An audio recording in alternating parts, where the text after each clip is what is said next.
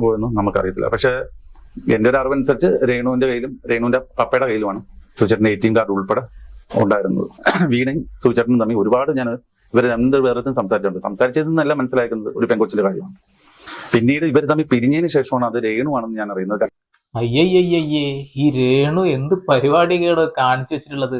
ഇതാ കൊല്ലം സുധിയുടെ ആത്മാർത്ഥ സുഹൃത്ത് രംഗത്ത് വന്നിരിക്കുകയാണെന്നുള്ളതാണ്. ആൾ ഇത്രയും കാലം മിണ്ടാതിരുന്നതാണ്. പക്ഷെ ഈ ഒരു കോപ്രായത്തരങ്ങൾ കാണാൻ വയ്യ. അതുകൊണ്ട് കൊടുത്ത ഇന്റർവ്യൂ ആണ്. ആ ഇന്റർവ്യൂവിൽ പറയുന്ന കുറെ കാര്യങ്ങളുണ്ട്. അത് കിച്ചുമായി ബന്ധപ്പെട്ടൊരു കാര്യമുണ്ട്, വീണയുമായി ബന്ധപ്പെട്ട കാര്യങ്ങളുണ്ട്. അതേപോലെ കൊല്ലം സുധിയുടെ രണ്ടാമത്തെ ഭാര്യ എന്ന് അവകാശപ്പെടുന്നു ഇപ്പോ ബിഗ് ബോസിൽ എന്തൊക്കെ കാണിച്ചു കൂട്ടുന്ന രണസുന, അവരെ കുറിച്ചിട്ടുള്ള കാര്യങ്ങൾ കൂടിയാണ് പറയുന്നത്.